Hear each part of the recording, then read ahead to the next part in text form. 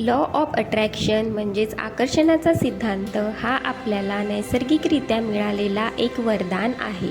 आज मी तुम्हाला याच सिद्धांताबद्दल संपूर्ण माहिती देणार आहे।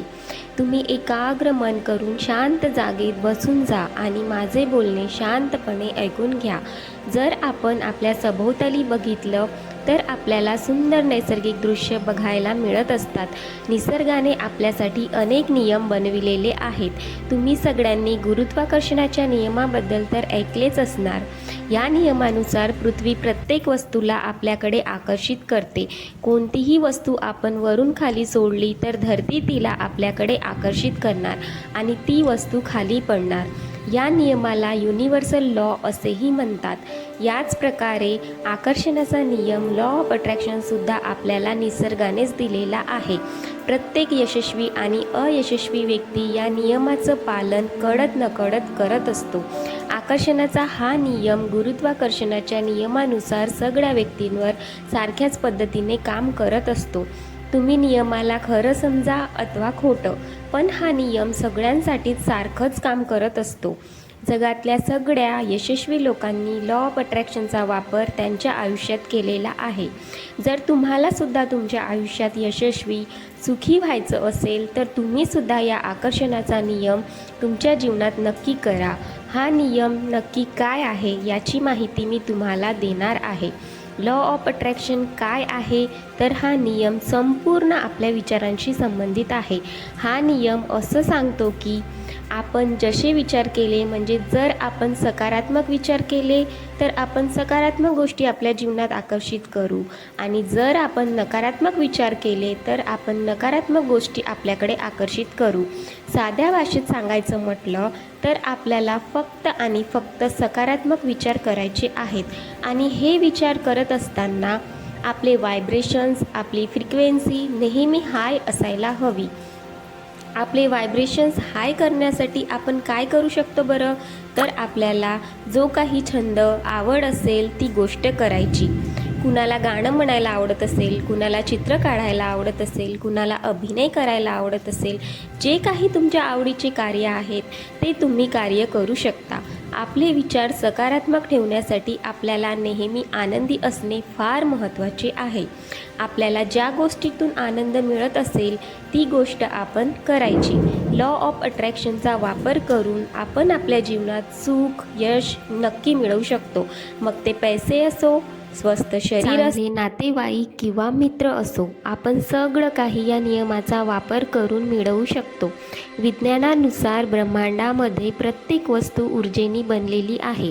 मनुष्य, पृथ्वी, पशु, पक्षी, आकाश, ग्रह हे सगळे ऊर्जेने बनलेले आहेत। प्रत्येक व्यक्तीमध्ये ऊर्जेचे प्रमाण कमी जास्त बघायला मिळते। ब्रह्मांडाच्या सगळ्या वस्तू एकमेकांसोबत जोडलेल्या आहेत। आपले विचारसुद्धा ऊर्जेचेच एक रूप आहे। उदाहरणार्थ, जसा तुमचा मोबाईल हा जगातील इतर मोबाईलसोबत जोडलेला आहे, कनेक्टेड आहे, तुम्ही ज्या व्यक्तीला कॉल केलं त्याच व्यक्तीसोबत तुमचे बोलणे होत असते।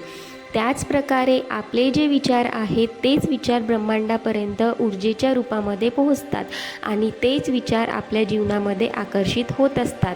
आता आपण बघूया की लॉ ऑफ अट्रॅक्शनचा वापर कसा करायचा। मी तुम्हाला आधीच सांगितलेलं आहे की विचार हे एक ऊर्जेचेच रूप आहे।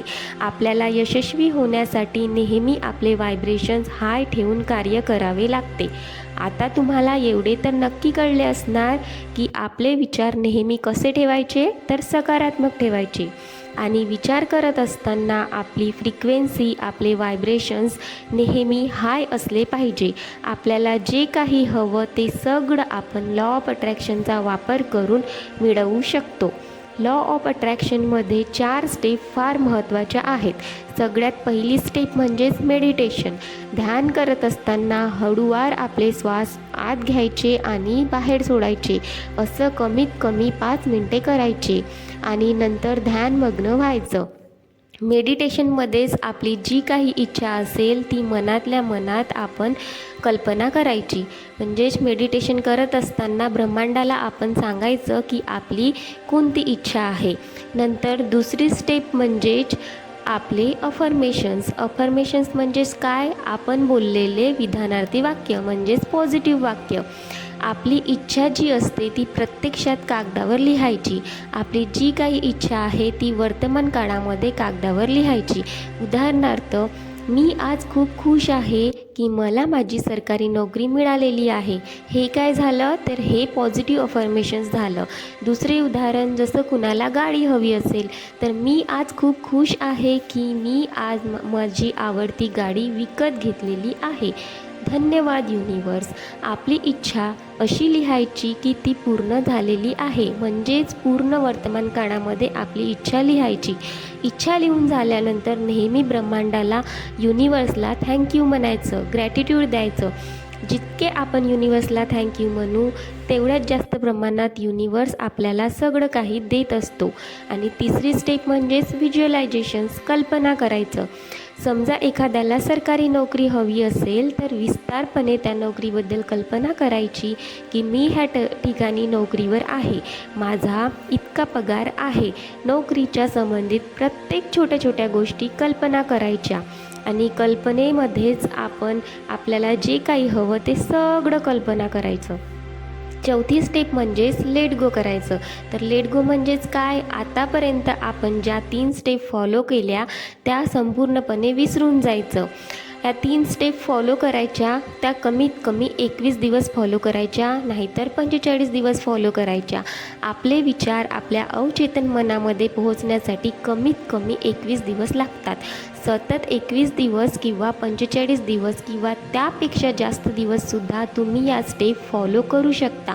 आणि हे सगळं केल्यानंतर लेट गो करून द्यायचं. म्हणजेच आतापर्यंत तुम्ही जे काही केलं आहे ते संपूर्णपणे विसरून जायचं आणि आपल्या रोजच्या कामामध्ये मग्न व्हायचं. लेट गो करत असताना ब्रह्मांडावर पूर्णपणे विश्वास ठेवायचा की ब्रह्मांडाने आपली ती इच्छा नक्कीच पूर्ण केलेली आहे आणि ती आपल्यापर्यंत नक्कीच पोहोचणार. तर मित्रांनो, तुम्हाला मी साध्या, सरळ, सोप्या भाषेमध्ये सांगितलेलं आहे की लॉ ऑफ अट्रॅक्शन काय आहे आणि आपण तो आपल्या जीवनामध्ये कसा उपयोग करू शकतो. तर तुम्ही आजपासूनच आपल्या जीवनामध्ये लॉ ऑफ अट्रॅक्शनचा वापर करा आणि तुमच्या सगळ्या इच्छा, अपेक्षा पूर्ण करा. तुमचे जीवन आनंदमयी करा आणि तुमच्या जीवनामध्ये लॉ ऑफ अट्रॅक्शनने किती काम केलेलं आहे हे मला नक्की कळवा. धन्यवाद.